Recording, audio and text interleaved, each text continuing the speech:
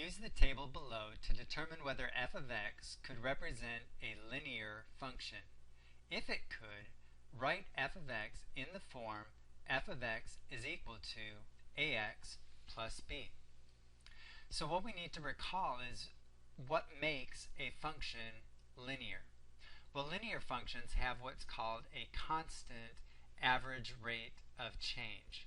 What that means is that every time the x value goes up by 1, the value of the function either increases or decreases by the same amount each time.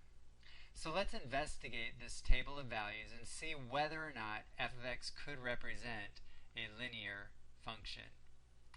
Okay, so first of all, notice that the x values are going up by 1. As we go from 0 to 1, the value goes up by 1. As we go from 1 to 2, the value of x goes up by 1.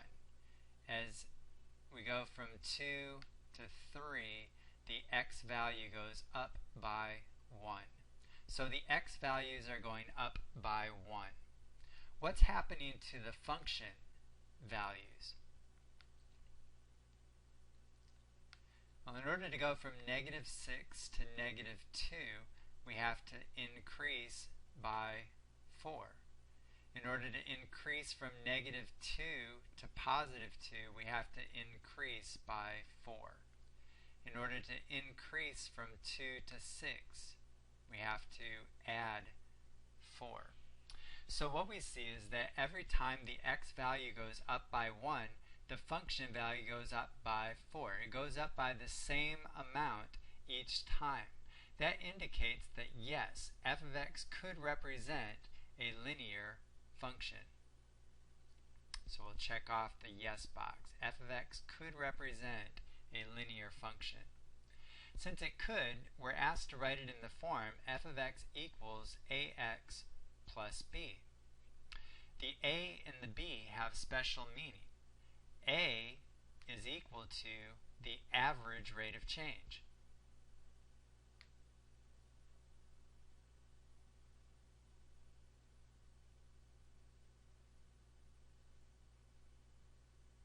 B is equal to the beginning value.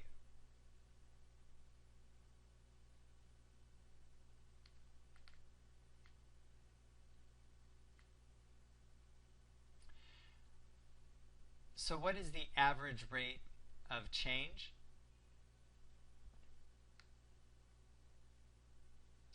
Well, it's the amount that the function goes up by every time that the x value goes up by 1. So in our table, the x values are going up by 1. We can clearly see that the function goes up by 4. So the average rate of change will be 4.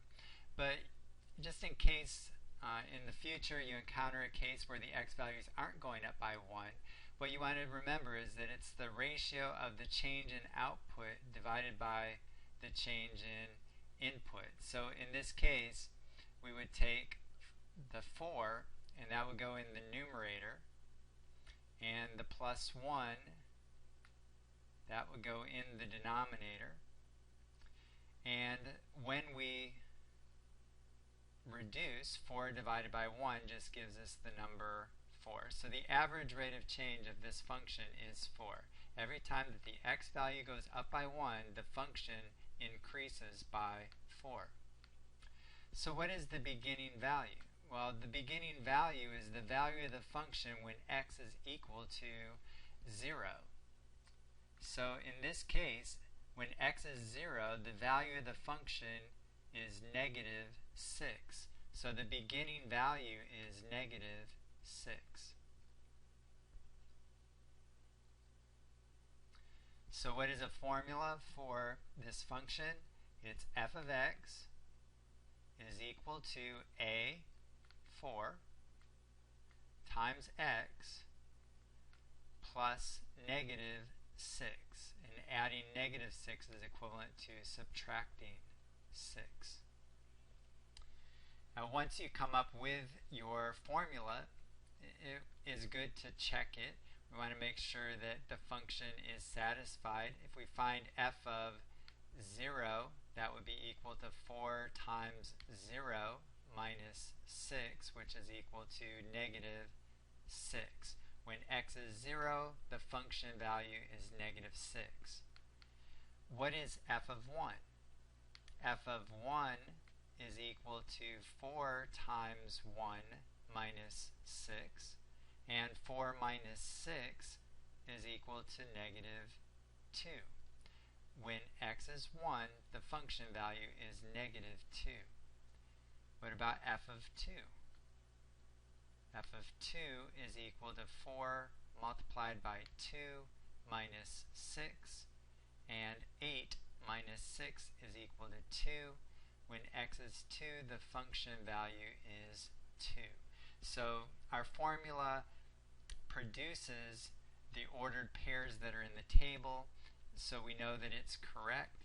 So f of x equals 4x minus 6 is the correct formula.